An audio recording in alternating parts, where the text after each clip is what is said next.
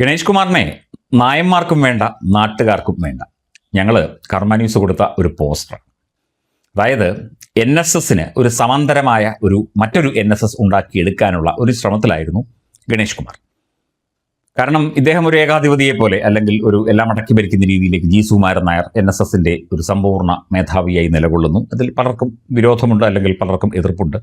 അപ്പം പത്തനാപുരം കേന്ദ്രീകരിച്ച്, കൊട്ടാരക്കരയും പത്തനാപുരവും കേന്ദ്രീകരിച്ച് മറ്റൊരു NSS സംവിധാനം ഉണ്ടാക്കാനും അതുവഴി പലതരത്തിൽ ഉള്ള വേലകൾ വയ്ക്കാനും കളിക്കാനും ഒക്കെയുള്ള തയ്യാറെടുപ്പിലായിരുന്നു ഈ KB ഗണേഷ് കുമാർ എന്നാണ് പറയപ്പെടുന്നത്. അദ്ദേഹത്തിൻ്റെ അച്ഛനും പണ്ട് അതിന് ശ്രമിച്ചിരുന്നു, അദ്ദേഹവും പരാജയപ്പെട്ടു പോയി. എന്ന NSS നേതൃത്വം അതിശക്തമായിരുന്നു. ഇപ്പോൾ ഗണേഷ് കുമാറിനെ പുറത്താക്കിയത് പത്തനാപുരം താലൂക്ക് NSS യൂണിയൻ ഭാരവാഹികൾ ആഘോഷമാക്കിയിരിക്കുകയാണ്. അവർ മധുരം വിതരണം ചെയ്തുകൊണ്ടാണ് ഈ ഒരു വാർത്തയോടും ഈ ഒരു സംഭവത്തോടും പ്രതികരിച്ചത്. KB ഗണേഷ് കുമാറിനെ ഡയറക്ടർ ബോർഡിൽ നിന്ന് പുറത്താക്കിയത് പത്തനാപുരം താലൂക്ക് NSS യൂണിയൻ ഭാരവാഹികൾ ആഘോഷമാക്കുന്നു.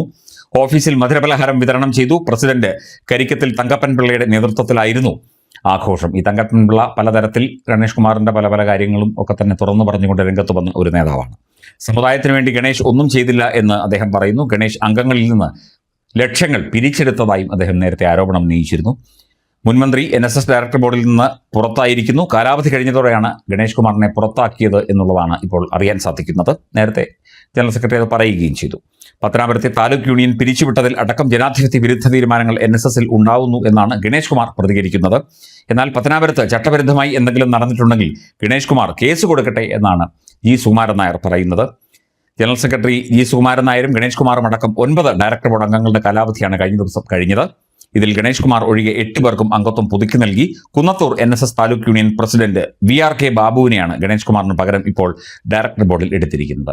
ഇതുപോലെ സമുദായ സംഘടനകളെ മുൻനിർത്തിക്കൊണ്ട്, സമുദായ അംഗങ്ങളെ തെറ്റിദ്ധരിപ്പിച്ചുകൊണ്ട് ഒക്കെ തന്നെ ഈ പത്തനാപുരം കൊട്ടാരക്കര പ്രദേശത്ത്, അവിടെ ഈ നായർ സമുദായ അംഗങ്ങൾ ധാരാളമുള്ള പ്രദേശങ്ങളാണ്, അവിടെയൊക്കെ തന്നെ തെറ്റിദ്ധരിപ്പിക്കുന്ന രീതിയിൽ, അതായത് ഇദ്ദേഹം കാണിച്ചുകൊണ്ട് നടന്നത് മുഴുവൻ വെറും പട്ടിഷോകളാണ്. ഈ വെള്ളക്കൊപ്പി മുമ്പിൽ വെച്ചതിന് ഡ്രൈവറെ സസ്പെൻഡ് ചെയ്യുക, ട്രാൻസ്ഫർ ചെയ്യുക, ഒരുപാട് ഇത്തരത്തിലുള്ള MVDയിലായാലും KSRTCയിലായാലും വെറും തോന്നിയാസങ്ങളാണ് കാണിച്ചുകൊണ്ടിരുന്നത്. ഒരേ ദിവസം തന്നെ വാങ്ങിയ 2 ബസ്സിന് 2 വില മാതൃഭൂമി റിപ്പോർട്ട് ചെയ്തിരുന്നു. എന്നിട്ട് അങ്ങോട്ട് മാറുന്നിട്ട് തെറ്റാണെന്നാണ് പറയുന്നത്. പിണറായി വിജയൻ്റെ ആളായിട്ട് നിന്നുകൊണ്ട്, പിണറായിയുടെ ഒരു അടിയാളനായി നിന്നുകൊണ്ട് എല്ലാവിധ തോന്നിയാസങ്ങളും നടത്തി. ആ യദു എന്ന് പറയുന്ന ആ ചെറുക്കനെ സസ്പെൻഡ് ചെയ്തു. ആ താൽക്കാലിക ഡ്രൈവർ സ്ഥാനത്ത് നിന്ന് പുറത്താക്കി. ആര്യ രാജേന്ദ്രൻ വണ്ടി തടഞ്ഞു. അതാ പ്രശ്നമുണ്ടായത്. അവന് നിയമസഭയിൽ ഡ്രൈവറായിട്ട് ജോലി കൊടുത്തു. എന്തൊക്കെയായാലും ശരി, ഇവിടെ ജനങ്ങളെയും സമുദായ അംഗങ്ങളെയും മറ്റ് കൂടെ നിന്ന പാർട്ടിക്കാരെയും അടക്കം എല്ലാവരെയും വെറും ചൂരുകളാക്കിക്കൊണ്ട്, വെറും മോശക്കാരാക്കിക്കൊണ്ട്, അല്ലെങ്കിൽ പൊട്ടന്മാരാക്കിക്കൊണ്ടാണ് ഇയാൾ ഇത്രയും കാലം ഇവിടെ ഭരിച്ചത്. ഇയാൾ ആവർത്തിച്ച് പറയുമായിരുന്നു, പത്തനാപുരത്ത് വൻ ഭൂരിപക്ഷത്തിൽ ഞാൻ ജയിക്കും. അവിടെ അധികം പ്രശസ്തനൊന്നും അല്ലാത്ത ജ്യോതികുമാർ ചാമക്കാല, അദ്ദേഹം അവിടെ നിന്ന് പ്രവർത്തിക്കുകയായിരുന്നു. എന്നാൽ പോലും വലിയ ഭൂരിപക്ഷത്തിൽ ഞാൻ ജയിക്കും, എന്നെ തോൽപ്പിക്കാൻ ഇവിടെ ആരുമില്ല എന്നുള്ള ഒരു അഹങ്കാരം ഇയാൾക്കുണ്ടായിരുന്നു. അതാണ് തകർന്നടിഞ്ഞത്. ഒപ്പം തന്നെ ഈ NSSൽ നിന്ന് ശക്തമായ തിരിച്ചടി.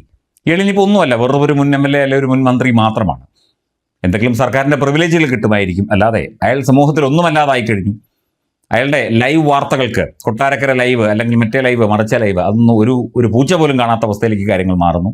കാണിച്ച ഷോകളും ഒക്കെ തന്നെ ഒരുവിധം ജനങ്ങൾ തകർത്തെറിഞ്ഞു കഴിഞ്ഞു.